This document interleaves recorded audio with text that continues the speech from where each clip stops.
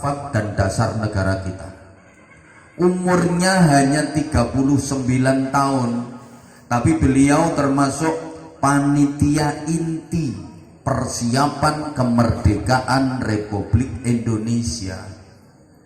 Sampeyan mungkin umur bisa lebih panjang, tapi sejauh ini sudah pernah jadi panitia apa? Yang mono yang mene, panitia berkata.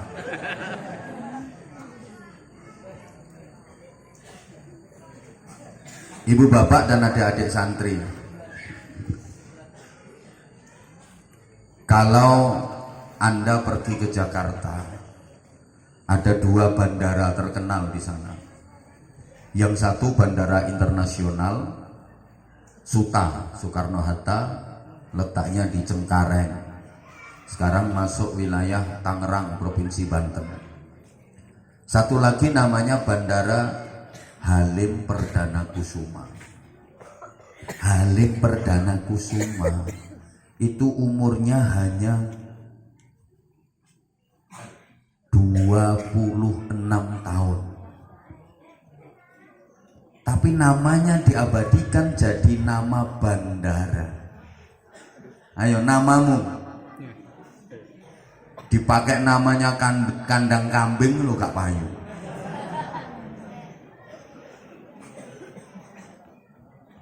Panglima Besar Jenderal Sudirman itu usianya hanya 34 tahun, tapi beliau menjadi pahlawan nasional.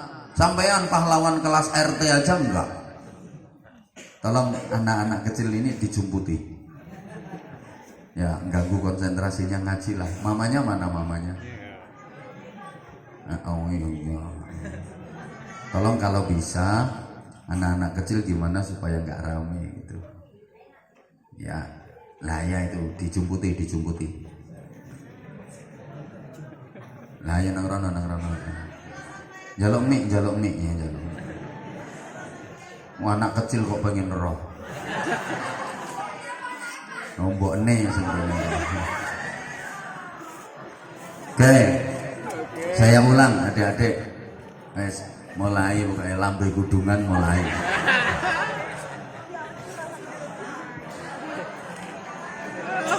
Oke, sekarang Jenderal Sudirman itu usianya hanya 34 tahun, tapi nama beliau diabadikan jadi nama jalan.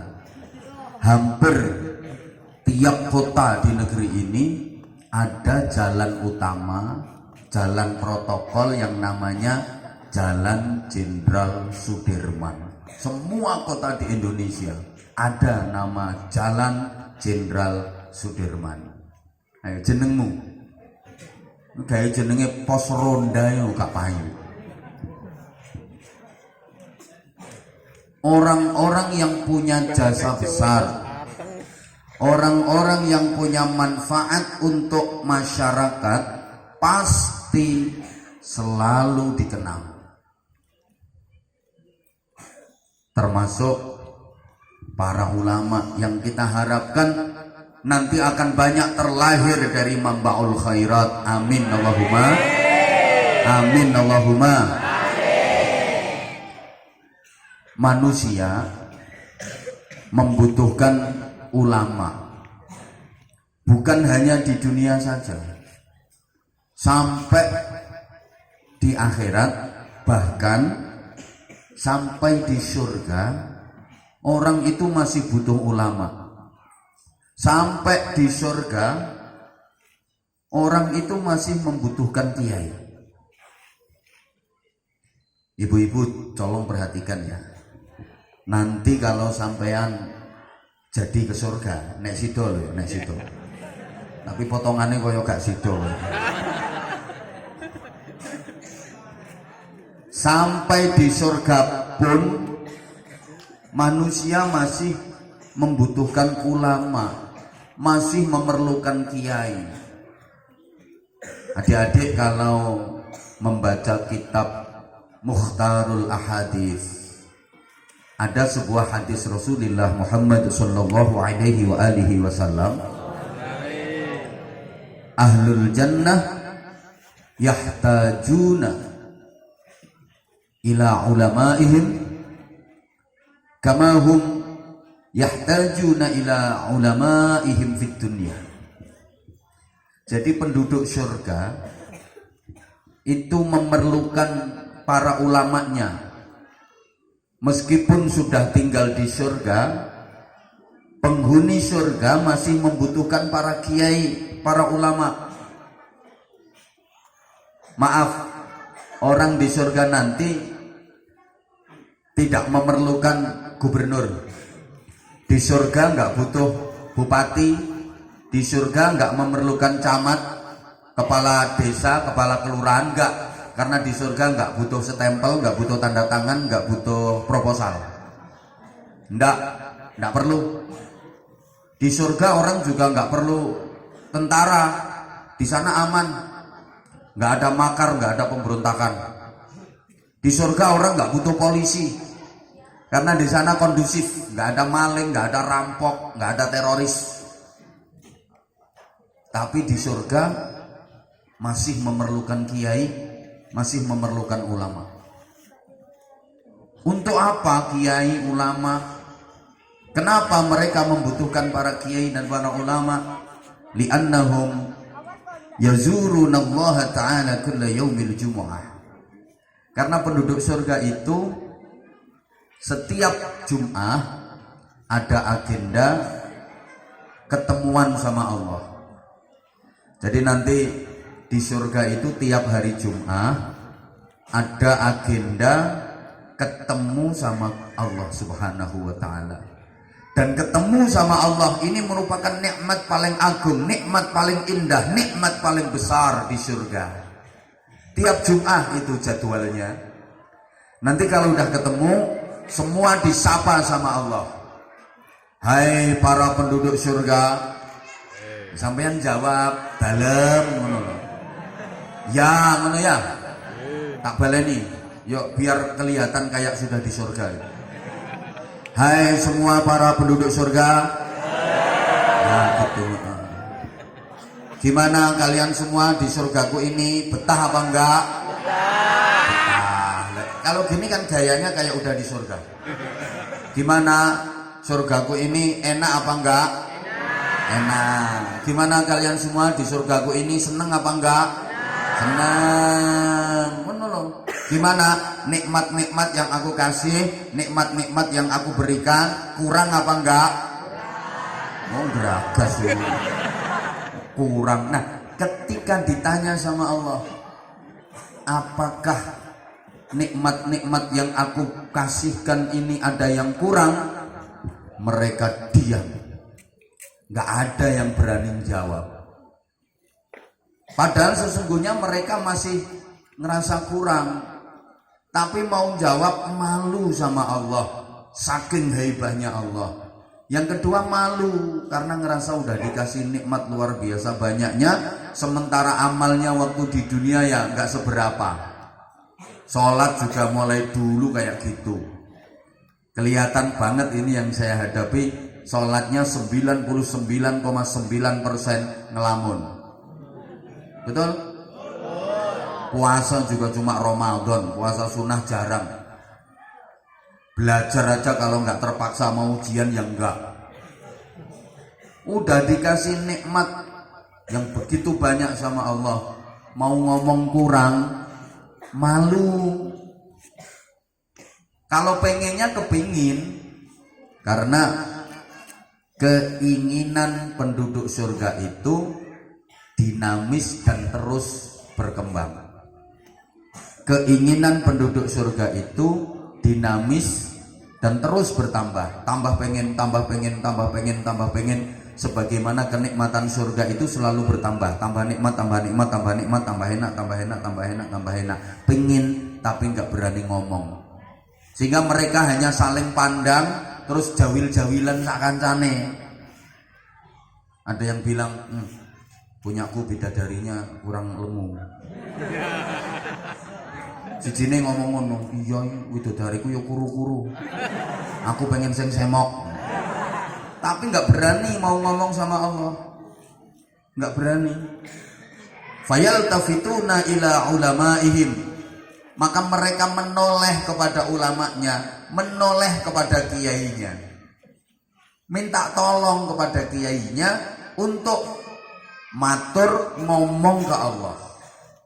Akhirnya jawil Yai Abdullah, Yai, kula pengen gethuk Yai.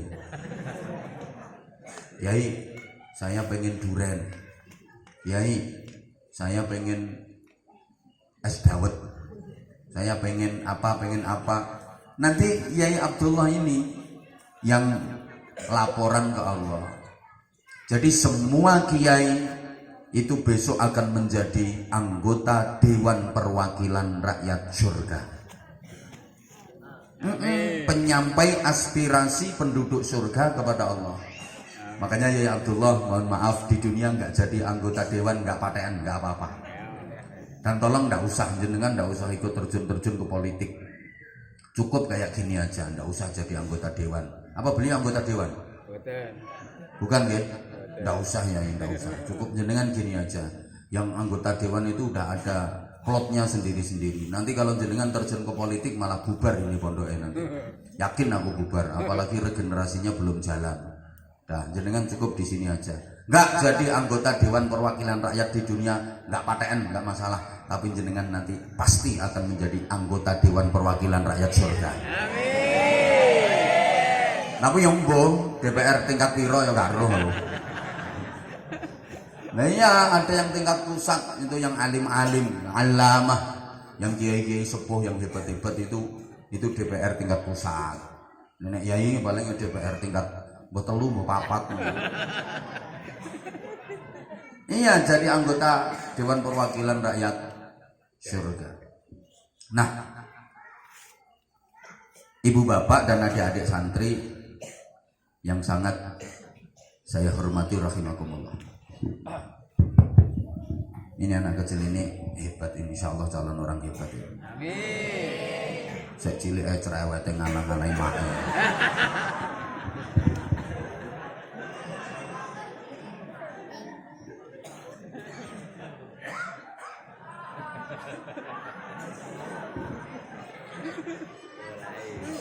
Mulai. Yo, saya nggak akan menyampaikan banyak materi, cuman pengen ngasih motivasi saja kepada adik-adik santri, calon-calon ulama. Setidaknya adik-adik, ulama itu harus memenuhi 3 kriteria. Jadi ukuran ulama itu bukan hanya dari sisi keilmuan saja, bukan hanya man lahu ilmun syamilun, orang-orang yang mempunyai keilmuan secara mumpuni, bukan cuman itu. Standar ulama itu bukan cuma pinter saja. Maaf ya, andaikan yang disebut ulama itu yang pinter, maka di dunia ini yang paling berhak menyandang titel ulama adalah sahibul fadilah wa sa'adah Asy-Syaikh Google radhiyallahu anhu. Lah iya, umpama ulama itu barometernya kok pinter saja, yang paling layak disebut ulama ya Syekh Google itu ditanya apa aja bisa. Ini kritikannya, santri sekarang sama santri dulu itu beda. Santri dulu itu ngajinya zaman beliau kiai kita ini, ngafalin mulai pelajaran tingkat dasar, diapalin semua. Ngajinya mulai mabadi' fikih, ini yang fan fikihnya, terus Safinatun Najah, Kasyifatus Saja, terus Abi Suja itu takrif, Fathul Qorib, Fathul Mu'in, Fathul Wahab dan seterusnya. Kalau santri sekarang bacaannya bukan Fathul Wahab tapi Fathul WhatsApp, Raudatul Facebook, Kifayatul Instagram, Hidayatul Twitter, dan Nihayatul TikTok.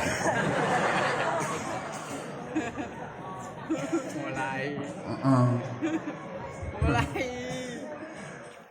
Setidaknya kriteria ulama itu ada 3. 1, ini udah siap ngaji belum? Siap. Oke. Rijalul ummah, atau apa yang disebut, ini bahasa Bojonegoro, community leader. Ayo adik-adik ditirukan sama-sama, community leader bareng. Woy, kok community lemper?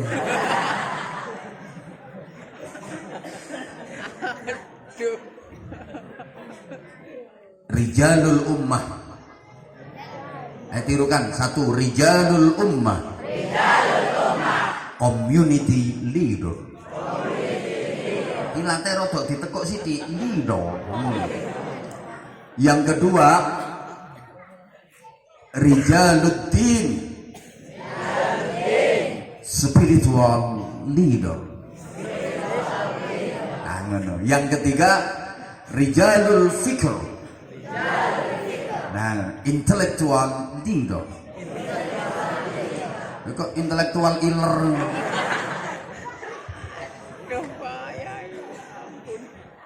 Ini ulama-ulama yang di Indonesia diberi amanah berupa pondok pesantren. Kita doakan kiai kita, Kiai Abdullah. Amin.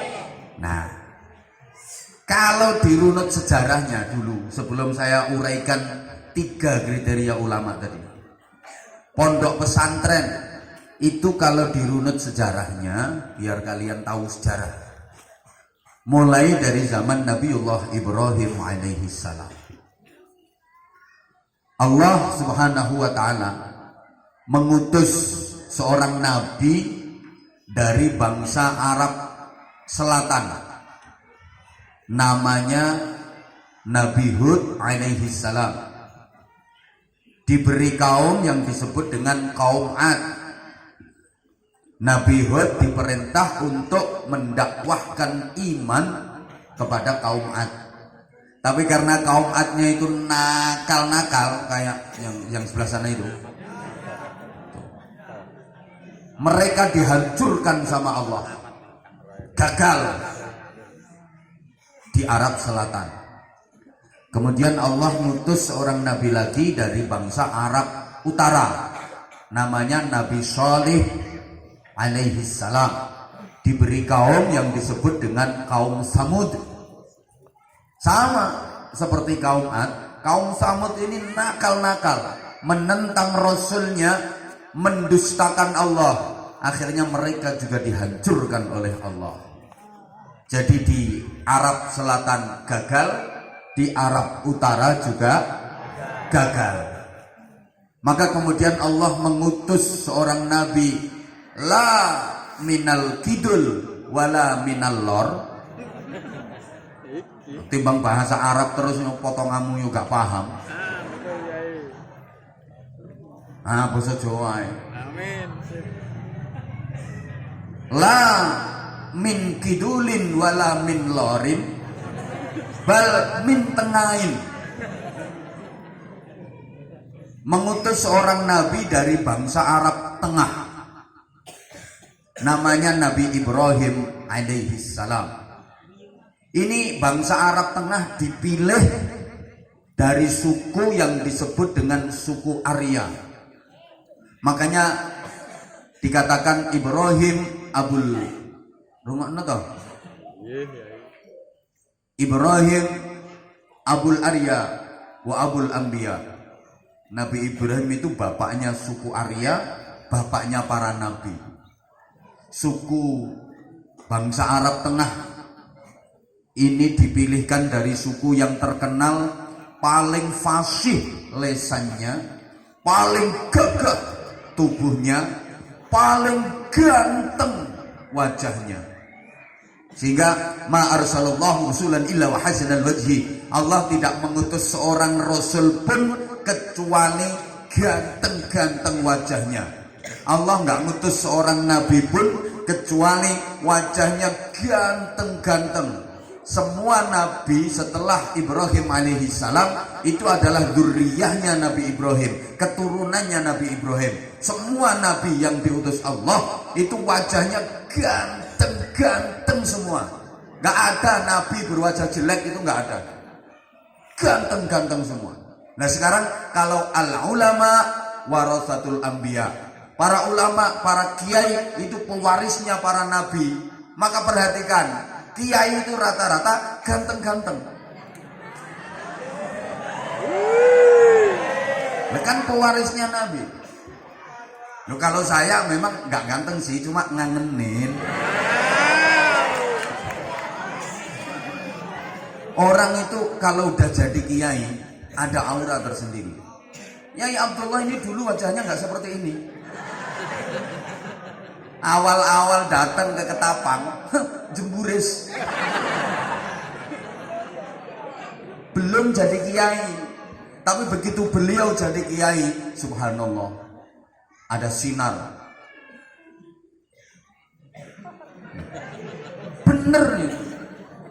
Pokoknya nek wis dadi kiai iki sedep. Ya meskipun ini bukan syarat, tapi pantesnya kiai itu ganteng. Apalagi tukang ceramah. Karena diundang bukan cuma pengen didengerin suaranya, bukan cuma pengen didengerin omongannya, tapi kan juga pengen dilihat rainya.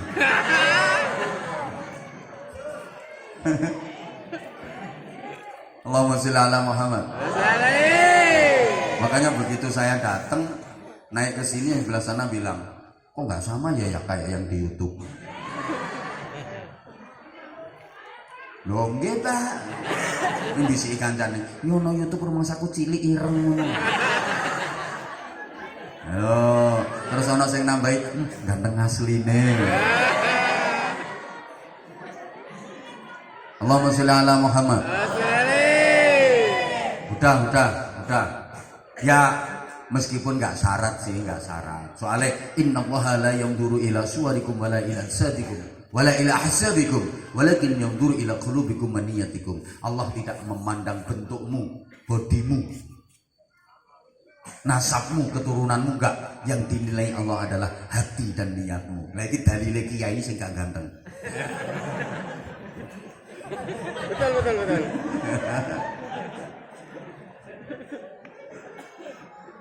Udah, tak lanjut. Halo. Nabi Ibrahim punya putra dari istri yang bernama Hajar. Nama putranya adalah Ismail alaihi salam. Bukan Ismail itu. Nah, Ismail itu tukang tidur. Sama Allah dikasih pusaka namanya Masjidil Haram. Ya Allah. Punya putra lagi dari istri yang bernama Sarah. Nama putranya adalah Ishak alaihi salam. Oleh Allah diberi pusaka namanya Masjidil Aqsa. Maka Isra-nya Rasulullah perjalanannya minal Masjidil Haram ilal Masjidil Aqsa. Ini runutannya nanti seperti itu. Nah, dari Nabi Ismail melahirkan keturunan bangsa Arab, bangsa-bangsa Timur Tengah. Itu keturunan dari jalur Nabi Ismail alaihi salam. Lah Nabi Ishak mempunyai anak namanya Yakub. Nabi Yakub ini yang melahirkan keturunan Bani Israel. Bangsa Bani Israel ini bangsa orang hebat, bangsa orang pinter, sampai sekarang menjadi grand maker, itu bangsa Israel. Gone wong pinter, bahkan gudangnya Nabi itu ya Bani Israel. 124.000 Nabi itu mayoritas dari Bani Israel. Gudangnya para Nabi. Halo, dilanjut apa enggak ini? Kalau minta dilanjut didengerin dong. Bahkan dulu ya, kalau ada nabi yang bukan dari keturunan Bani Israel, itu direbut sama Bani Israel. Jadi Bani Israel itu serakahnya, semua hal mereka serakah. Sampai sekarang nggak ada neraka serakah kayak Israel, itu nggak ada. Serakahnya pol-polan. Sampai urusan nabi pun mereka serakah. Maunya semua nabi harus dari keturunan Bani Israel. Kalau ada nabi yang bukan dari keturunan Bani Israel, direbut sama dia. Biasanya diambil menantu sama Bani Israel, terus diboyong ke Bani Israel. Maka sampai sekarang Bani Israel nggak pernah mau mengakui Muhammad Rasulullah Sallallahu Alaihi Wasallam. Kenapa? Karena Nabi Muhammad bukan keturunan Bani Israel. Sampai sekarang Israel nggak mau mengakui Nabi Muhammad. Kenapa? Nabi Muhammad bukan keturunan Bani Israel. Understand? Kalau ada nabi yang bukan keturunan Israel, itu direbut sama dia. Contoh, Nabi Ayub alaihi salam itu nabinya bangsa Eropa.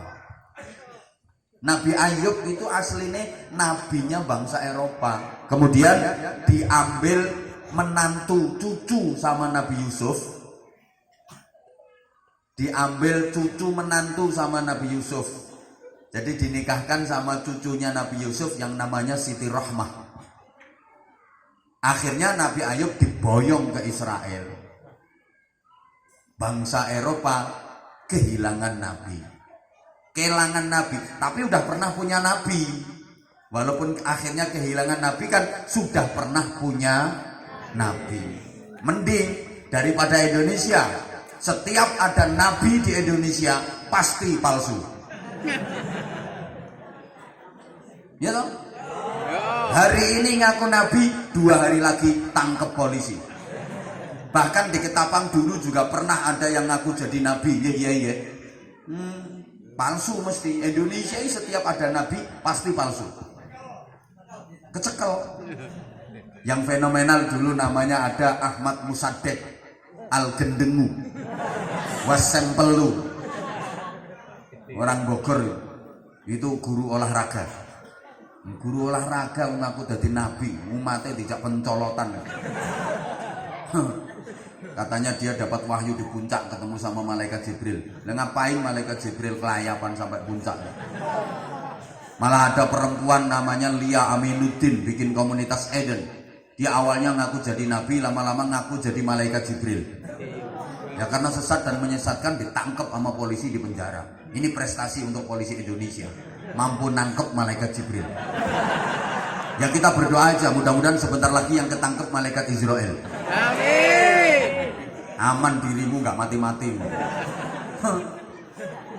Malah perbatasan Jawa Barat, Jawa Tengah itu ada orang ngaku jadi nabi, namanya Tugimin.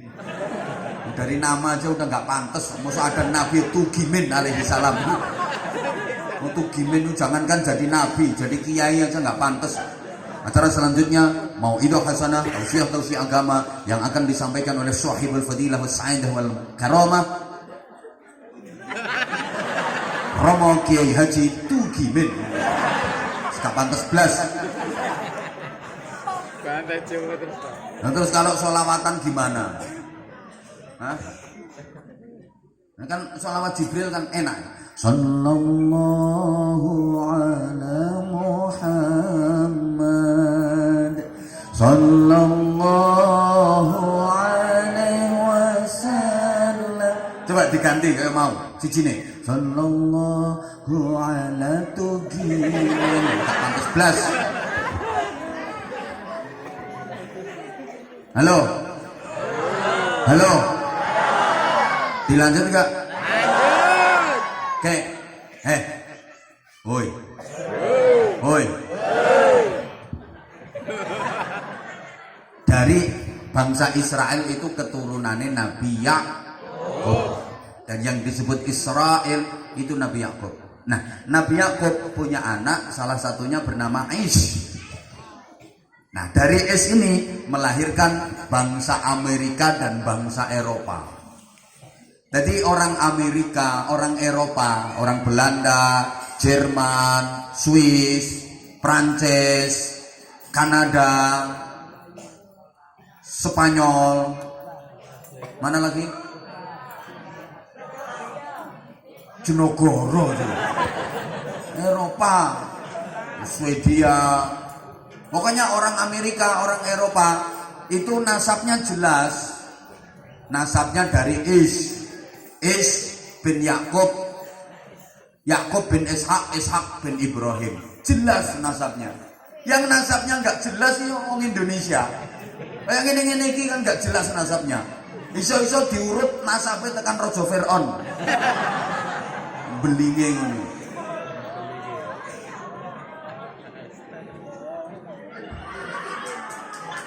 Ya Allah, ya Allah. Lah udah. Runutan dari masjid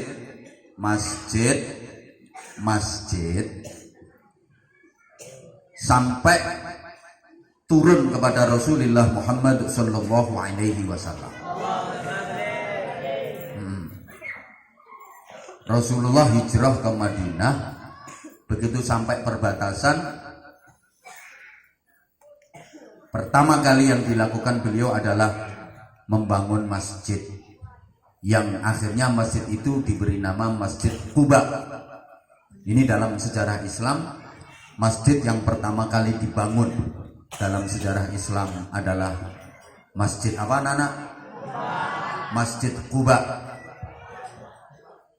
Dan Masjid Quba itu masjid yang menjadi kebiasaan Rasulullah untuk bermalam minggu. Jadi ternyata kebiasaan malam mingguan itu sunnah. Nggih, sunnah malmingan. Malam mingguan. Rasulullah punya kebiasaan malam mingguan. Jadi tiap Sabtu sore Rasulullah pergi ke Masjid Quba untuk bermalam mingguan. Imma masyian wa imma raqiban. Kadang jalan kaki, kadang berkendara, naik unta, naik kuda, naik keledai. Kenapa Rasulullah tiap Sabtu sore, malam minggu beliau ke Masjid Quba? Karena beliau tabarukan dengan turunnya ayat la masjidun ussisa 'ala taqwa. Maka di antara fadilahnya Masjid Quba itu, siapa yang sholat 2 rakaat di Masjid Quba, itu fadilahnya sama dengan ibadah umroh sekali. Sholat 4 rakaat di Masjid Quba sama dengan ibadah umroh 2 kali. Sholat 5 rakaat sampai 10 rakaat di Masjid Quba sama dengan ibadah umroh 5 kali. Nah, masuk ke jantung kota Madinah, Rasulullah membangun masjid lagi yang sekarang kita kenal dengan Masjid Nabawi di Madinatul Munawwarah. Mudah-mudahan semuanya bisa ziarah ke sana. Amin. Kok aminnya kenceng banget, ke sana itu kemana? Tanganku nyudah merono. Halo. Halo. Oke. Orang itu kalau ke Masjid Nabawi, yang menjadi target utamanya, tujuan utamanya pasti Raudhah. Coba tanya ke para jamaah yang udah pernah haji atau umrah. Kalau ke Masjid Nabawi, tujuan utama dan target utamanya adalah Raudhah. Di Raudhahnya mana? Raudhahnya mana? Kenapa? Begini para santri dan bapak ibu yang saya hormati, selesai membangun Masjid Nabawi, Rasulullah tidak mengeluarkan doa istimewa. Doanya linear. Tapi begitu beliau menentukan raudhah dengan sabdanya, ma baina baiti wa mimbari raudhatun min riyadil jannah. Tempat antara rumahku dengan mimbarku adalah taman di antara taman-taman surga. Selesai menentukan raudhah, Rasulullah mengeluarkan doa istimewa yang itu diaminkan oleh malaikat Jibril, diaminkan pula oleh para sahabat-sahabat utama. Doanya adalah Allahumma ja'al bil Madinah di'afai ma ja'alta bi Makkah minal barakah. Ya Allah, jadikanlah kota Madinah ini barokahnya 2 kali lipat dibanding Mekah. Maka walaupun Mekah punya Ka'bah, tapi fadilahnya lebih besar Madinah. Kok begitu? Ya, Makkah itu simbol ibadah. Kalau Madinah simbol ilmu pengetahuan. Ibadah dengan ilmu lebih utama mana? Ibadah dengan ilmu lebih utama mana? Ilmu. Karena al-ilmu bila amalin yakun, wal amalu bidunil ilmi la yakun. Enggak ngerti enggak apa-apa, yang penting manggut-manggut. Ilmu tanpa amal, tanpa diamalkan tetap ada kok. Tapi kalau amal tanpa ilmu enggak ada. Dan enggak akan ada, enggak akan diterima, enggak akan sah. Paham? Paham? Maka pantas fadlul alim alal abid, kata Rasulullah, kafadlil qamari lailatul badri ala sairil kawakib. Keutamaan orang alim dibanding dengan orang ahli ibadah yang tidak alim itu seperti keunggulan rembulan di malam purnama mengalahkan bintang gemintang yang hilang cahayanya. Ada lagi fadlul alim alal abid kafadli ala sairi adnakum. Keutamaan orang alim dibanding orang ahli ibadah yang tidak alim, kata Rasulullah, itu seperti keunggulanku, keutamaanku dibanding serendah-rendahnya kalian. Hebatnya orang alim. Maka mudah-mudahan semuanya jadi alim alimah. Kalau udah alim bener itu naumul alim khairun min ibadatil jahil. Coba, tidurnya orang alim lebih baik daripada ibadahnya orang bodoh.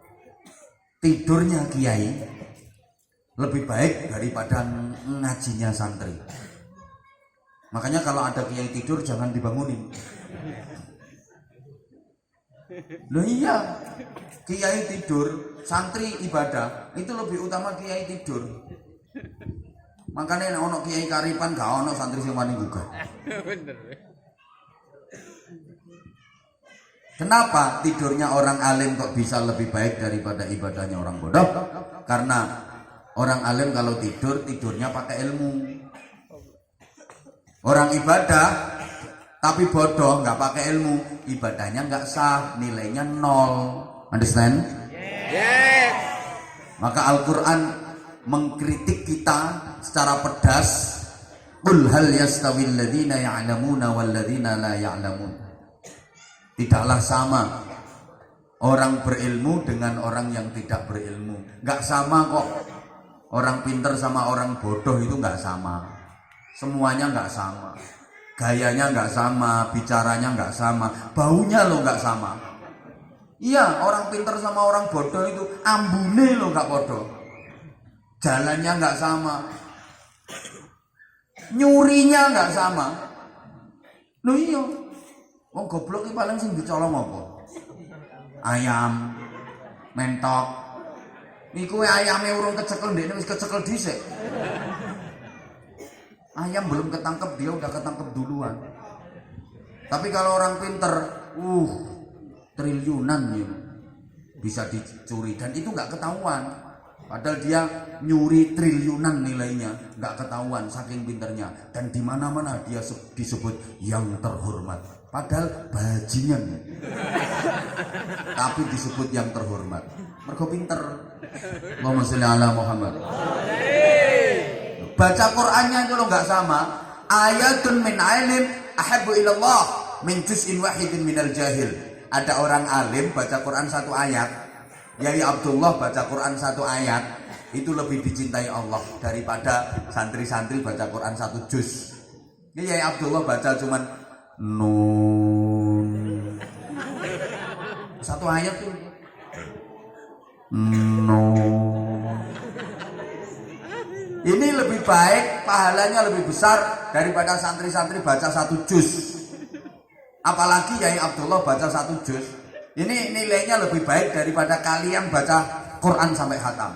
Makanya rata-rata kiai itu males darusan. Pernah dengar Yai Abdullah tadarusan mulai alif lam mim sampai qul a'udzu birabbil nas? Takut kebanyakan pahala. Kali rata-rata kiai itu males kon darusan. Nggak ono kiai kok suruh mangan darusan, itu kiai nggak pede. Baca 1 ayat sama dengan 1 juz kok darusan barang kakean ganjaran. Udah jam 10. Nah udah kembali ke kisah tadi. Raudhah, tempat yang luasnya kurang lebih 16 kali 12 meter panjang lebarnya ini 16 kali 12 meter. Itu adalah Raudhatun min riyadil jannah, taman surga. Kenapa tempat itu oleh Rasulullah disebut sebagai taman surga? Karena di tempat itu Rasulullah mendirikan pondok pesantren. Di tempat itu Rasulullah mengajar, mendidik, mentaklim, mentarbiyah santri-santrinya, para sahabat-sahabatnya. Maka tempat itu disebut Raudhah, taman surga, karena di situ Rasulullah mendirikan pondok pesantren. Maka semua pondok pesantren itu besok akan diangkat ke surga oleh Allah Subhanahu wa taala, termasuk Mambaul Khairat. Dan semua orang yang pernah mondok di pesantren insya Allah masuk surga. Sak wali santri pisan nek nyumbang, nek gak nyumbang ya enggak. Lha wong Rasulullah lek dawuh gini, man ra'ani dakhalal jannah wa man ra'ani dakhalal jannah. Siapa yang pernah melihat aku masuk surga? Siapa yang pernah ngaji bareng aku masuk surga? Siapa yang pernah melihat orang yang melihat aku? Siapa yang pernah ngaji bareng orang yang ngaji sama aku masuk surga? Ila yaumil qiyamah, sampai hari kiamat. Rasulullah ngajar sahabat, sahabat ngajar tabi'in, tabi'in ngajar tabi'in, terus ngajar para aulia, terus sampai ke Indonesia, sampai Yai Abdullah. Maka santri-santri ini mlebu swarga kabeh. Sing nurut. Iya sing nurut. Enggak nurut yo balane gajal kok.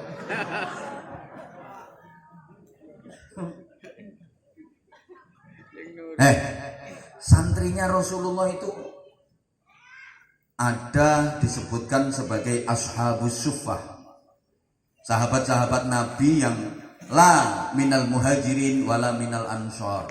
Jadi sahabat Nabi itu ada yang bukan dari golongan sahabat muhajirin, bukan dari golongan sahabat ansor.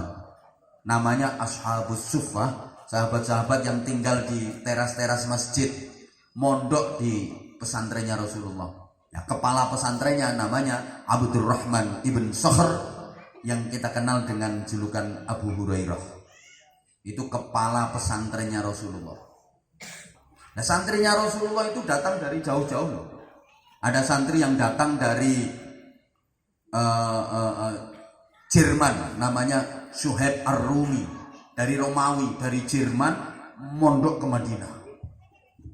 Ada yang dari Persia, Iran, namanya Salman Al-Farisi, dari Iran ke Madinah mondok di pesantrennya Rasulullah. Bahkan ada yang dari Sudan, Afrika, namanya Bilal bin Rabah, mondok ke pesantrennya Rasulullah. Maka pondok pesantren disebut pondok pesantren sungguhan, kiai disebut kiai serius. Itu kalau santrinya datang dari berbagai arah, berbagai penjuru. Santrinya itu dari tempat yang jauh-jauh, itu baru pondok serius. Nah kalau santrinya baru ngutek 1 RT 2 RT, itu rondok kiai. Masih agak pondok pesantren, ada agaknya, belum pondok pesantren beneran. Coba pondok-pondok pesantren besar itu pasti santrinya datang dari berbagai wilayah yang jauh-jauh. Pondok-pondok pesantren besar, coba perhatikan, pasti itu. Kenalmu pondok Diai, liyane Mambaul Khairat. Oh di Jawa banyak, ada Ploso, ada Lirboyo, ada Sarang, ada Langitan. Mesti santrinya itu jauh-jauh dari Kalimantan, dari Sumatera, Sulawesi, Papua, bahkan dari luar negeri. Itu pondok pesantren sungguhan, kiainya kiai serius. Tapi kalau santrinya masih 1 RT, 2 RT itu agak pondok pesantren. Rondok kiai. Ya, mambu kiai tapi bukan kiai mambu.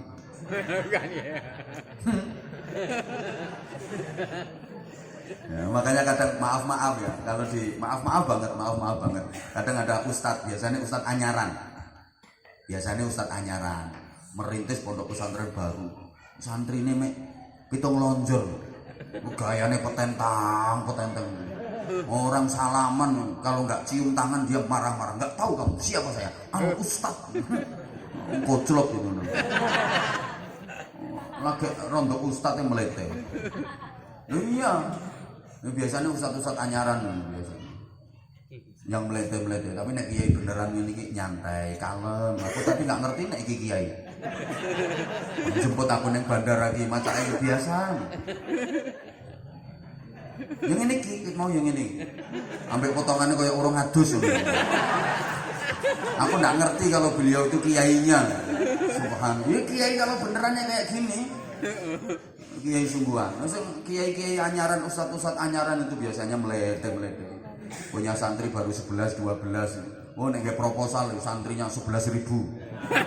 Bikin pondok tapi tujuannya gampang gelek sumbangan. Tiga bisnis lembaga pendidikan ini ngentek-entek yang anggarannya pemerintah. Nah iya. Ketawanya terakhir. Allahumma sholli ala Muhammad. Ini sebelah sini perhatiin. Istri Nabi. Ini soalnya sing cilik wis turu wis tepat. Izin ya saya kesini. Ini kesempatanku ya tepat ini gitu ya. Sambil nyari-nyari siapa tahu ada yang bening. Ya nggak kelihatan dong, hitam-hitam semua kok. Maksudnya jilbabnya sama pakaiannya itu yang hitam. Kalau orangnya sih ya hitam. Bukan, saya perhatikan yang sebelah sini ini cuma 2. Ya, dia hanya ada 2, hitam sama hitam banget. Pakaiannya sayang, pakaiannya. I love you. Istri. Diam ya, ini kesempatanku nyerbayang ini gitu. Nah, kamu nggak boleh iri kamu. Kamu bisa seperti ini kalau udah jadi kayak aku.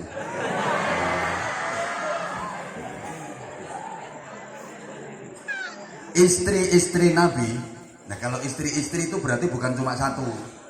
Kalau perhatikan sebelah sana, ya namanya saja istri itu nggak cuma 1. Is adalah 3. Lah iya bisa bahasa Inggris apa enggak? Nah kalau 1 namanya is 1, kalau 2 is 2, kalau 3 baru istri. Nah kalau 1 ya bukan istri, kalau 1 namanya is 1. Dan kalau cuma 1 nggak ada surganya. Hadisnya fenomenal, hadisnya semua hafal. Al jannatu tahta aqdamil ummahat. Itu pakai jama. Surga itu di bawah telapak kaki para ibu. Bukan tahta aqdamil enggak, bukan tahta qadamil tapi tahta aqdamil ummahat. Surga itu di bawah telapak kaki para ibu. Mas menengok. Ini istri Nabi yang diajak ngasuh pesantren itu adalah Sayyidah Aisyah binti Abi Bakar Siddiq radhiyallahu taala anha. Sehingga Nabi menyatakan, "Inna habban nisa ilayya Aisyah wa inna habbar rijal ilayya abuha." Wanita di dunia ini yang paling aku cintai adalah Aisyah. Laki-laki di dunia ini yang paling aku cintai adalah ayahnya Aisyah. Siapa? Abu Bakar Siddiq. Rasulullah menyatakan seperti itu. Perempuan di dunia ini yang paling aku cintai adalah Aisyah. Sedangkan laki-laki di dunia ini yang paling aku cintai adalah ayahnya Aisyah. Kenapa Sayyidah Aisyah paling dicintai oleh Rasulullah? Apa karena kecantikannya? Ternyata bukan. Memang Sayyidah Aisyah itu cantik luar biasa. Cantik luar biasa. Sampai Rasulullah kalau manggil Sayyidah Aisyah itu punya panggilan khusus namanya Humairah. Wahai yang cantik dan berpipi kemerah-merahan. Jadi pipinya Sayyidah Aisyah itu digambarkan putih kemerah-merahan kayak apel Australia, masih kurang bagus. Lah nek itu kan kayak salak ya. Iki sing kaya salak iki lho. Salak ae salak bosok.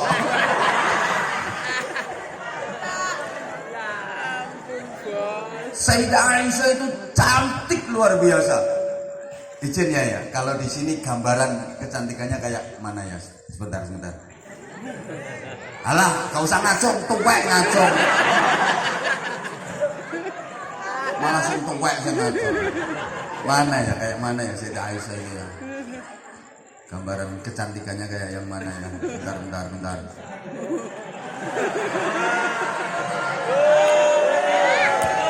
Gak ada.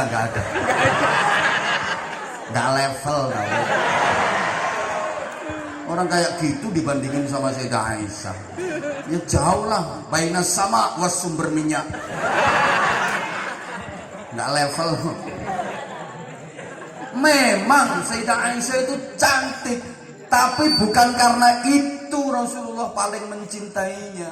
Istri Nabi itu semuanya cantik semua. Apalagi Sayyidah Sofia, Sayyidah Maria Al-Qibtiyah.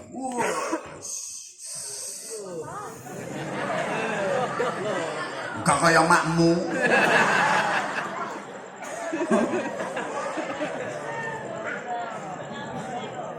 Udah ada kalau santri putri sini cantik semua kok. Makanya saya mau kasih contoh, mau bikin contoh satu, takut yang lainnya cemburu.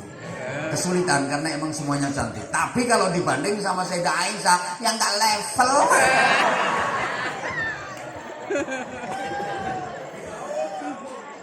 Jauh. Karena Sayyidah Aisyah itu di samping sebagai istri, beliau juga sebagai bunyai. Di samping sebagai istri, beliau ikut ngasuh pesantren. Allahumma sholli ala Muhammad. Nah, ini kelanjutan ceritanya panjang, tapi karena maaf ya, yang sebelah sini belum cukup umur. Ini belum cukup umur Bapak, nanti kalau disampaikan yang kayak gini malah gawat nanti. Belum cukup umur. Iya kalau yang sebelah belakang sana. Yang sebelah sini belum cukup umur. Dah langsung kita lompati aja ceritanya.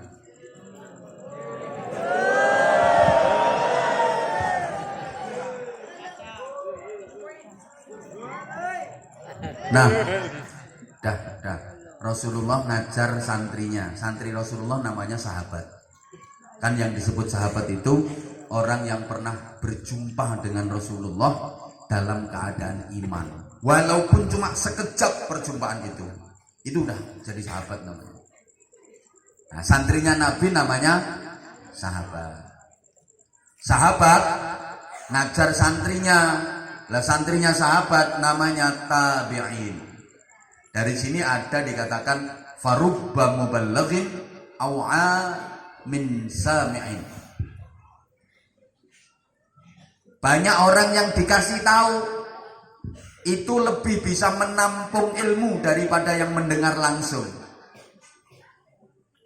Jadi banyak orang yang dia hanya dikasih info masih.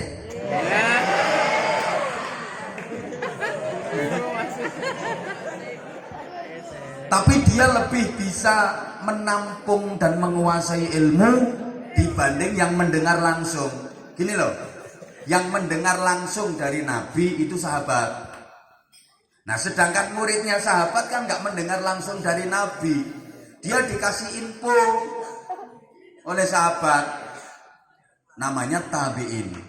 Tabi'in itu banyak yang lebih bisa menampung ilmu dibanding sahabat. Maka adik-adik santri ya, kalau Anda jeli, disiplin-disiplin ilmu itu rata-rata lahirnya di era tabi'in. Ilmu qawaid, ilmu usul fikih, ilmu nahwu, itu lahirnya di era tabi'in. Sahabat masa kenal nahwu? Pernah ada hadis, pernah membaca hadis Abu Bakar Siddiq berbicara soal hal, tamyiz, maf'ul mutlaq? Nggak ada. Zaman sahabat belum ada disiplin-disiplin keilmuan kayak gitu. Belum ada. Adanya pada zaman tabi'in. Allahumma sholli ala Muhammad. Allahumma sholli ala Muhammad. Terus ya, waktunya. Turun. Iya. Terus turun sampai ke Indonesia. Nah, Islam masuk wilayah Indonesia ini sekitar abad ke-14. Ini yang lebih masif ya. Ya sebelumnya sih sudah ada, tapi syiar dan dakwah Islam sebelum abad 14 di Indonesia bisa dibilang belum berhasil. Sehingga dalam sejarah dicatat bahwa masuknya Islam ke Indonesia itu yang ada mulai hasil signifikan itu abad ke-14 pasca runtuhnya kerajaan Majapahit. Jadi agak telat ya. Masuknya Islam ke Indonesia ini agak telat dibanding dengan negara-negara lain. Islam masuk Eropa abad ke-7 udah masuk ke sana. Masuk Afrika abad ke-6 ke-7 Islam udah masuk ke sana. Tapi masuknya Islam ke Indonesia itu abad ke-14. Jadi telat. Makanya di Indonesia ini kalau ada kegiatan atau acara apa-apa ya telat karena sesuai dengan fitrahnya sejarah.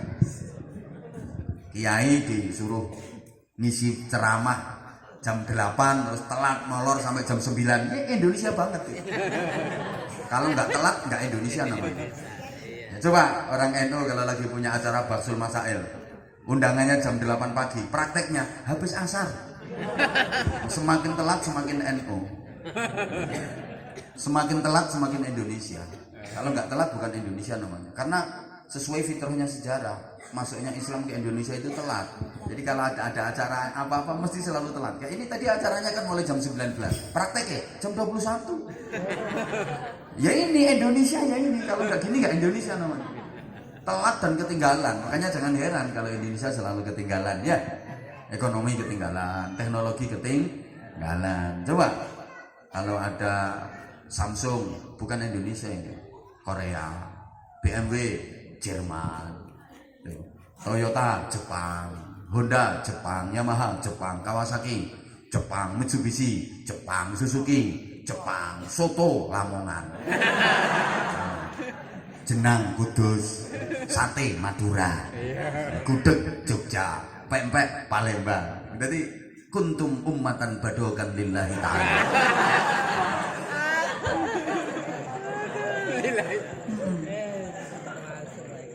Ya harus gitu memang telat.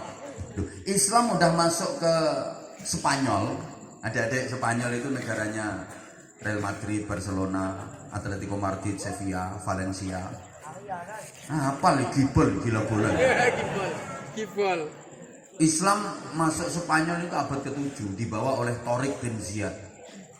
Jadi kalau adik-adik ya santri putra santri putri belajar ilmu gramatika, belajar ilmu nahwu, itu ada Nazm Alfiyah Ibnu Malik.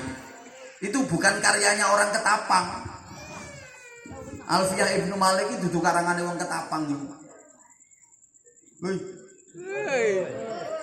Itu karyanya siapa? Karangannya siapa? Karya Muhammad Jamaluddin bin Abdullah bin Malik Al-Jayyani Al-Andalusi. Al-Andalusi, Andalusi itu mana? Spanyol. Jadi pengarang Nazm Alfiyah Ibnu Malik, kitab nazam divan ilmu nahwu yang dipelajari hampir di seluruh pesantren di Indonesia. Iku karangane wong Spanyol. Kok gak nyaut ya? Kenalmu Alfiyah pakai jilbab itu ya? Gak kenal nazam Alfiyah. Woi. Woi. Islam masuk ke Rusia yang kemarin menggempur Ukraina itu. Negaranya Vladimir Putin.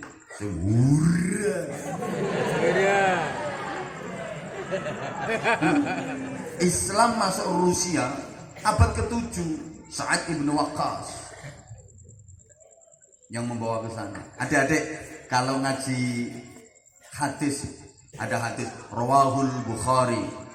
Hadis ini diriwayatkan oleh Imam Bukhari. Itu orang mana? Imam Bukhara. Orang Rusia.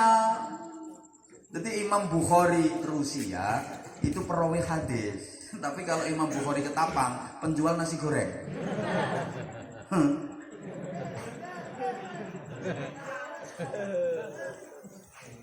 Ya Allah. Adik-adik yang ngaji kitab fikih Fathul Qorib, itu karyanya siapa? Bukan orang Bojonegoro, bukan orang Jawa, bukan orang Ketapang. Karangannya Al-Imam Ahmad bin Husain bin Ahmad Al-Asfahani. Imam Ahmad bin Husain bin Ahmad Al-Asfahani. Asfahan itu negara mana? Asfahan itu kota terbesar kedua di Iran setelah ibu kota Tohiron, atau lebih dikenal dengan Teheran. Namanya Asfahan. Ini kota yang paling ditakuti sama Amerika Serikat. Sampai sekarang satelit pengintainya Amerika Serikat itu dihadapkan ke Asfahan, karena Asfahan itu disinyalir pusat pengayaan uranium nuklir. Makanya Amerika yang katanya negara superpower, negara adidaya, itu takut sama nuklir. Iran pusat pengayaan uranium nuklirnya di Asfahan. Jadi saya kira satelit pengintainya Amerika dihadapkan ke sana terus. Amerika sih negara gagah kayak gitu, takut sama nuklir. Kalah dari Indonesia. Indonesia ini luar biasa. Nuklir masuk Indonesia, dipangan udah di bakso. Bakso nuklir. Bakso granat. Gak mau diblas. Implok sampai wong Indonesia. Padahal Amerika takut sama nuklir. Masuk Indonesia dimakan. Makanya Amerika nggak berani sama Indonesia. Indonesia ini keren. Sambelnya aja sambel mercon. Di Surabaya itu ada rawon setan. Indonesia itu masakannya masya Allah luar biasa. Tongseng ini lo dipangan. Tong sama seng lo dimakan. Top Indonesia. Lo iya bener. Gulanya aja nggak sembarang gula. Gulanya Indonesia itu ada gula pasir, ada batu. Orang Indonesia molen lo dipangan. Hebat. Wong ibu-ibu itu ada sore-sore kok meletisi jajan, ditanya, "Ibu makan apa?" Kuping gajah. Kuping gajah ini pangan Indonesia. Top.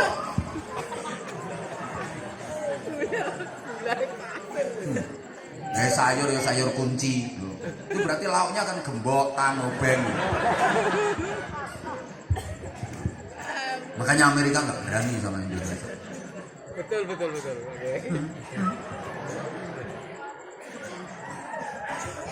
Oke. Wes. Ini aku mau meneruskan perjalanan panjang ini. Lumayan jauh. 5-6 jam. Oke, tak tambahin dikit. Banyak ramenu nyangoni cerewet.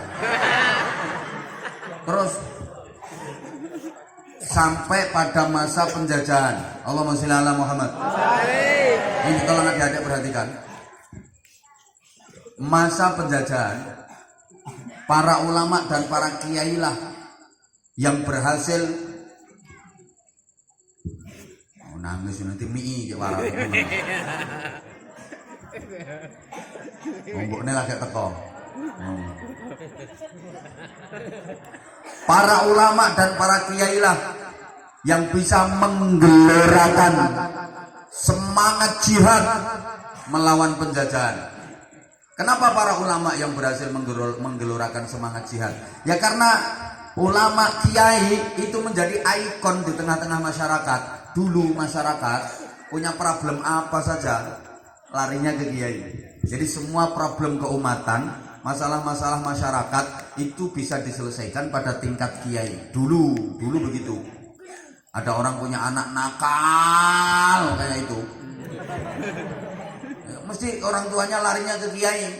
Kiai, anak saya nakal kiai, minta barokahnya, minta doanya. Terus kiainya bilang, udah sana ambilkan air dari kolah wudunya santri, cidone banyu wudune santri, didoain sama kiai, diminumkan, sembuh. Dulu kiai, istri saya hamil tua udah 11 bulan tapi bayinya belum lahir-lahir gitu. Minta doanya biar segera lahiran ke kiai. Akhirnya dikasih doa, namanya doa pendobolan. Itu disowok sama kiai, lahir bayinya. Dulu ke kiai.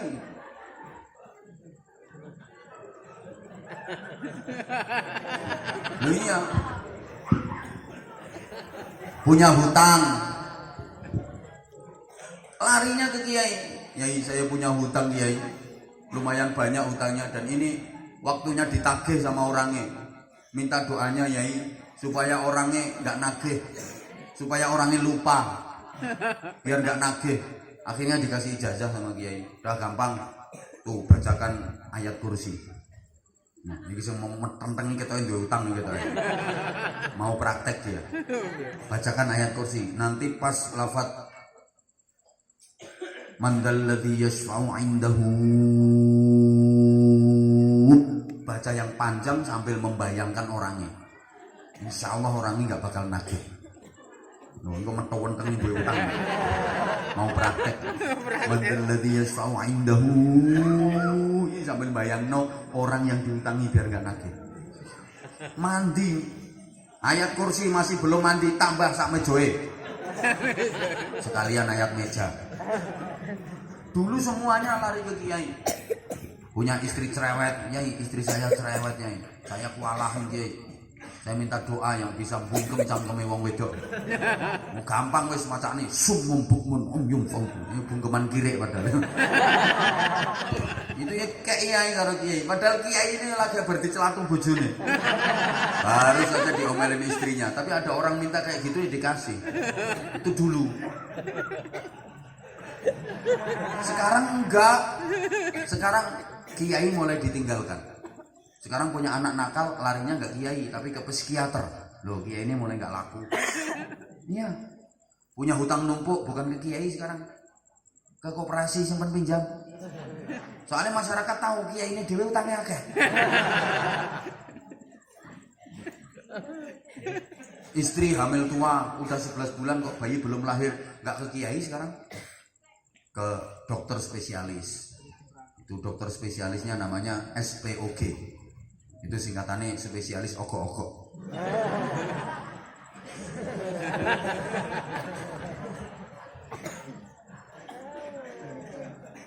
Kiai udah mulai ditinggalkan. Makanya jangan salahkan kalau ada kiai jadi tim sukses. Itu kiai cerdas itu. Soalnya dia ini wis gak patek laku nih di masyarakat. Saya aja kemarin kena pandemi 2 tahun, kan hampir 2 tahun lebih kan. Wah, nggak ada undangan ceramah balas. Duh, ini aku udah punya rencana. Ini kalau pandemi nggak selesai, aku udah punya rencana. Apa yang dukun? Karena Indonesia ini dukun prospeknya bagus. Nah iya, dukun di Indonesia ini prospeknya cerah. Orang Indonesia itu punya prinsip, kalah duit menang wirid. Indonesia kalah duit menang wirid, kalah donyo menang dongo, kalah pangkat menang tirakat, kalah umuk menang suwuk, kalah rupo menang dupo, kalah rupo-rupo bongko. Ya Allah, ya Allah, ya Allah. Udah, terus turun sampai masa Wali Songo. merintis perjuangan Islam lewat pondok pesantren. Sunan Ampel Sayyid Maulana Rahmatullah bikin pondok pesantren di Ampel Denta. Santrinya yang mirip santrinya Rasulullah. Santrinya Sunan Ampel itu ada santri yang putra kerajaan Majapahit, namanya Raden Hasan, atau kita lebih kenal Raden Fattah. Itu putranya Prabu Brawijaya dengan istri Putri Campa. Ya, namanya Raden Hasan atau Raden Fattah. Ada santri putra kerajaan Sriwijaya, namanya Raden Husain. Ada santri putranya Sunan Ampel sendiri, Sayyid Maulana Makhdum Ibrahim, yang kemudian kita kenal dengan julukan Sunan Bonang. Ada putranya lagi Sayyid Qasim, kita kenal dengan nama Sunan Derajat. Ada santri putra ulama besar waktu itu, Maulana Ishaq, nama putranya Sayyid Ainul Yaqin Raden Paku, yang sekarang kita kenal dengan nama Sunan Giri. Bahkan ada santri mantan rampok, mantan maling, mantan bajingan, berandal Lokojoyo, Raden Syahid, yang kemudian dikenal jadi Sunan Kalijogo. Nah, ini adik-adik, orang nakal itu kalau yang megang kiai bisa jadi wali, namanya Sunan Kalijogo. Kalau nggak mau ke kiai, ya jadinya Sunan Jogo Kali. Kalau nggak tukang ngising, ya tukang mancing.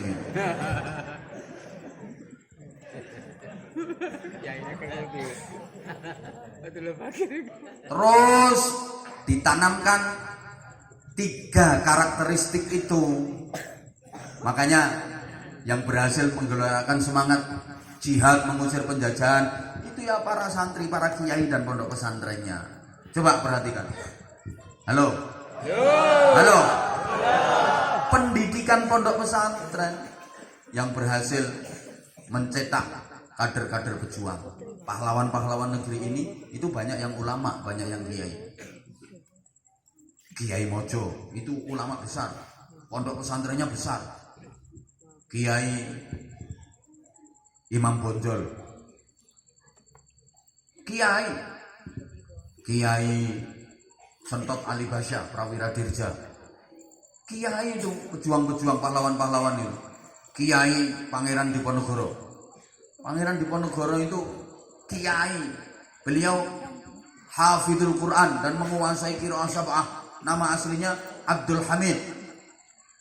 Makanya fotonya Pangeran Diponegoro tahu nggak, naik kuda pakai jubah sambil nyoncong keris. Ya. Pernah lihat ada fotonya Pangeran Diponegoro pakai helm? Itu Satria Baja Hitam. Memang ulama, memang kiai. Para pejuang negeri ini, bahkan para perintis kemerdekaan, itu banyak dari kalangan ulama, banyak dari kalangan kiai. Jangan salah. Woi. Sampai-sampai Bapak Pendidikan Nasional Ki Hajar Dewantoro di awal-awal kemerdekaan, satu ketika menghadap Presiden Soekarno, dimintai pendapat. Apa pendapat Bapak sebagai Bapak Pendidikan Nasional? Apa saran Bapak untuk kebaikan negeri ini? Sarannya beliau apa?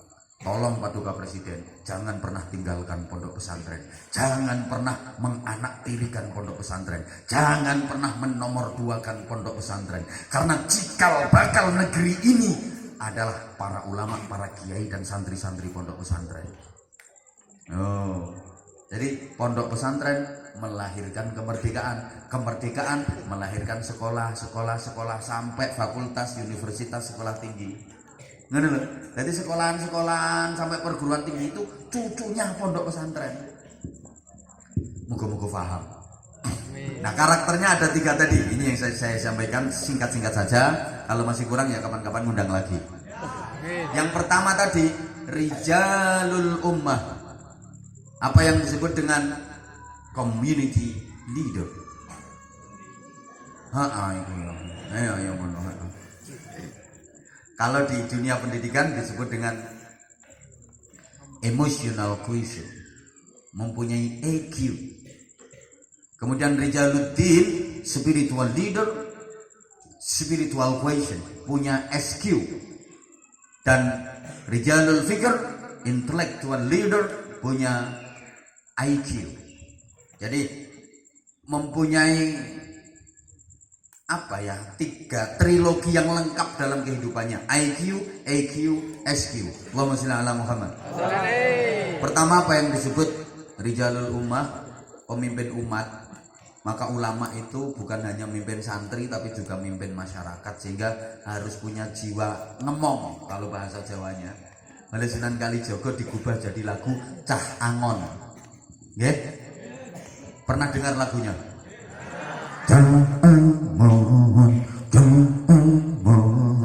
Penekno ya, Cah Angon nggih. Maka pemimpin itu harus bisa angon.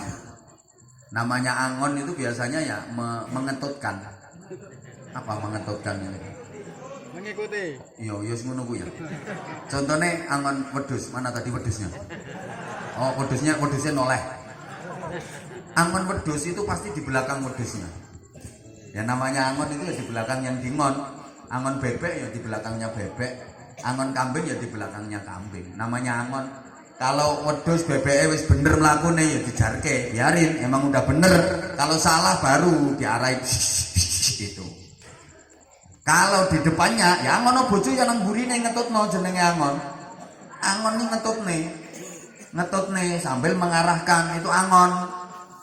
Makanya di belakang. Kalau di depan bukan angon, blantik. Nek blantik gak peduli wes, manut gak manut diseret wedhuse. Senajan sampai gulune ketekek melet seret aja. Makanya kalau milih pemimpin itu pemimpin yang bisa angon, jangan pemimpin blantik. Loro. Disuruh ngurusin beras malah dia sendiri nimbun beras. Suruh ngurusin minyak malah dia sendiri nimbun minyak. Itu pemimpin blantik itu namanya. Ya, pilih yang angon. Coba keberhasilan dan sukses dakwahnya para wali itu karena punya sifat ar-ra'i itu. Kesukaannya masyarakat dulu apa? Dulu masyarakat itu sukanya tembang-tembang, rengeng-rengeng, gending-gending. Para wali menciptakan gending-gending yang di dalamnya disisipi nilai-nilai agama. Maka lahirlah gending-gending gereh, kayak semacam gundul-gundul, cublek-cublek, turi-turi, seluku-seluku. Nah, sampai sekarang kan masih hafal. Jadi mengetutkan tadi loh. Coba Sunan Derajat itu kalau nasihati orang, kamu jangan sampai kalah sama katak, ojo kalah karo kodok. Maksudnya gimana, Mbah Yai? Katak itu kalau dapat nikmat dia baca Quran. Masa iya katak bisa baca Quran? Ternyata bener. Coba itu kalau habis hujan, sungai itu airnya penuh, katak ngaji. La in syakartum la azidannakum wala in kafar kodok yang ngalah mrene. Aduh. Itu kalau katanya nggak begitu pinter ya. Wallahu ahad, wallahu ahad, wallahu ahad. Apalagi kodok sing bodoh-bodoh ngono kae. Ngajine mau in kuntum, in kuntum, in kuntum. Jangan sampai kalah sama tawon, lebah. Jangan kalah sama lebah. Ojo kalah karo tawon. Tawon itu hidupnya selalu zikir. Coba dengerin kalau tawon itu lagi terbang, itu bukan cuma nying. Sesungguhnya dia lagi zikir itu tawon.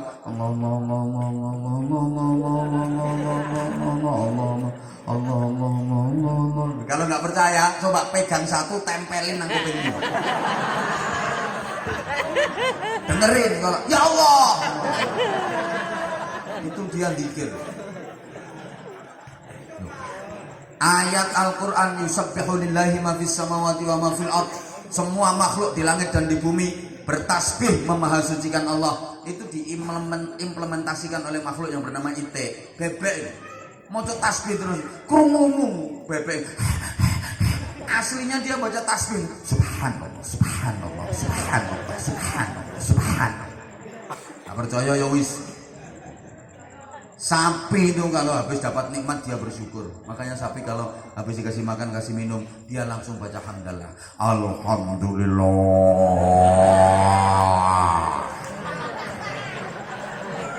Sapa ngomong persis? Makasih. Anggap aku dulure pedet ngono. Loh iya. Makanya dakwahnya berhasil. Indonesia yang dulu Hindu, Buddha, ateis, klenek itu ya percaya sama Gugun Tuhan, percaya sama Nini Pelet, Mak Lampir, Grandong, Nyiroro Kidul, Nyiroro Lor, Nyiroro Etan, Nyiroro Tengah, Nyiroro Pojokan, wala ali washabi ajmain. Ateis berbalik drastis, hampir 90% memeluk Islam. Ini karena metode dakwahnya yang luar biasa. Coba Belanda menjajah Indonesia 350 tahun lebih. Itu bukan cuma menjajah ekonomi, mereka juga menjajah akidah, maunya menyebarkan agama. Tapi agama yang ditawarkan oleh penjajah Belanda nggak laku di Indonesia. Kenapa? Kereng sama masyarakat. Kalau para wali kan tidak pernah mengerengi. Apa ya mengerengi ini? Nah, iya, makanya ya yang berhasil ya para wali itu. Makanya harus punya emotional question, ngomong masyarakat. Nggak boleh dikit-dikit haram syirik bid'ah, haram syirik bid'ah. Itu biasanya Ustadz Anyaran. Apa bentar-bentar haram syirik bid'ah. Orang itu kalau keilmuannya luas, wawasannya pasti luas, sikapnya juga luas.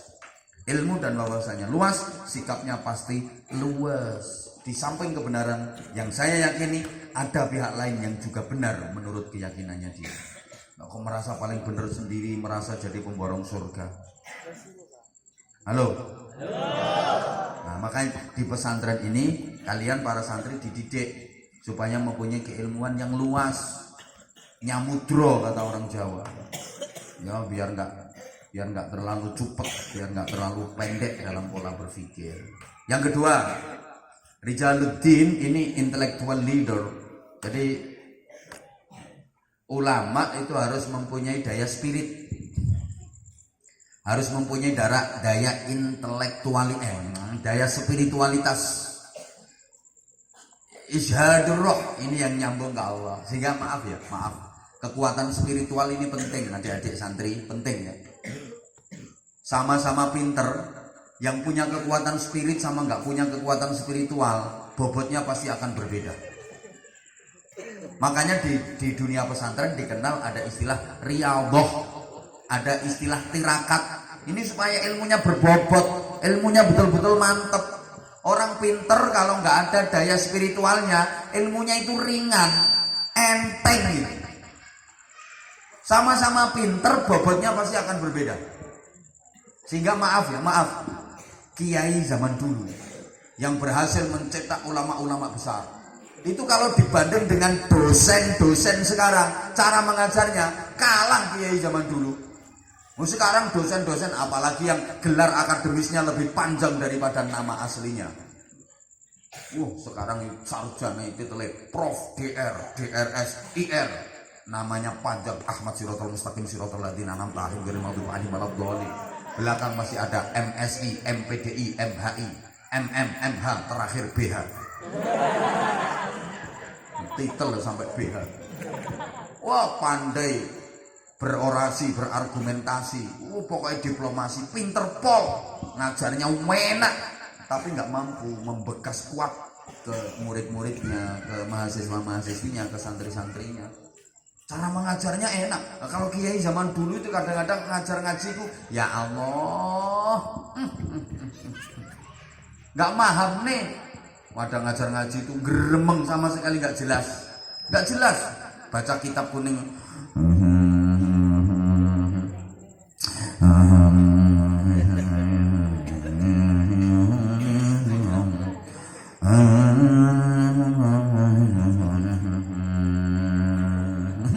Kayak pendekar Saulin. Nanti ngajinya khatam, kitabnya dijual lagi loh payu. Enggak ada uret-uretannya sama sekali loh kitabnya. Nggak santri mau ngesai gimana? Enggak jelas. Kitabnya utuh, didol meneh payu. Lu bener ya. Kadang maaf ya, kiainya udah agak sepuh. Ya, netranya ya, pandangan matanya udah nggak begitu jelas.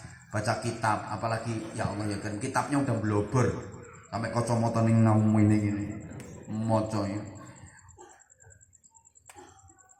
Al jamalu utawi untu, onto dibaca untu. Santrinya ada yang punya makna, maaf Yai, onto bukan untu.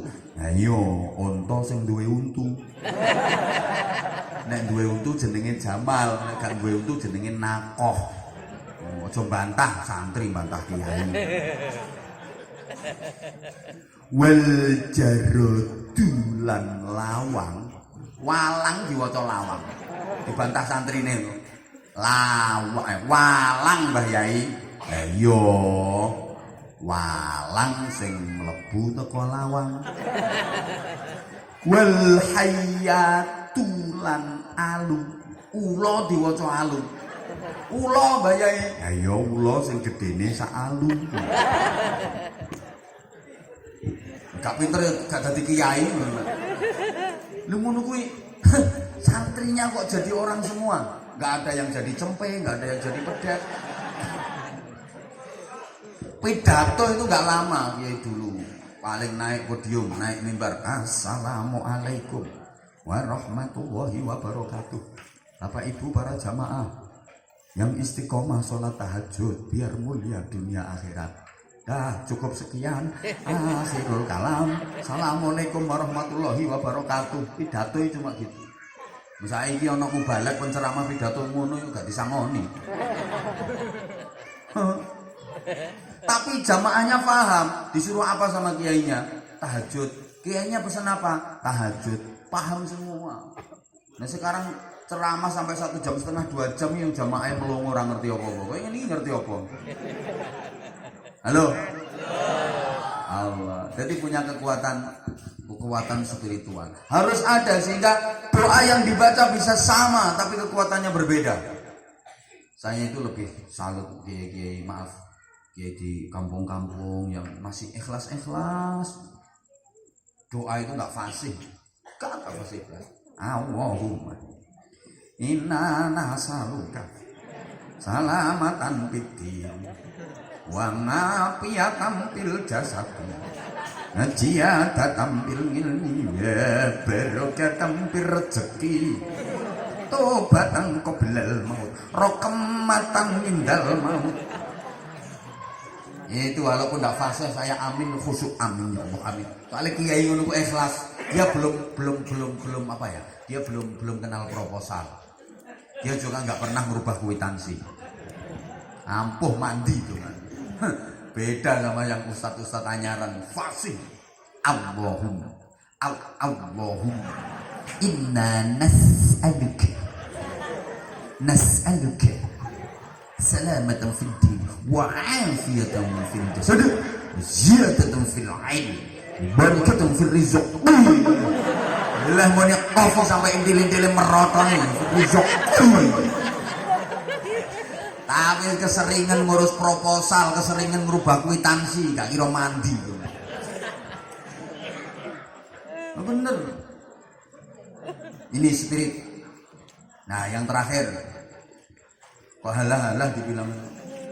Yang terakhir. Ojo terakhir Pak. Rijalul fikr, intellectual leader. Ini mempunyai IQ. Ya.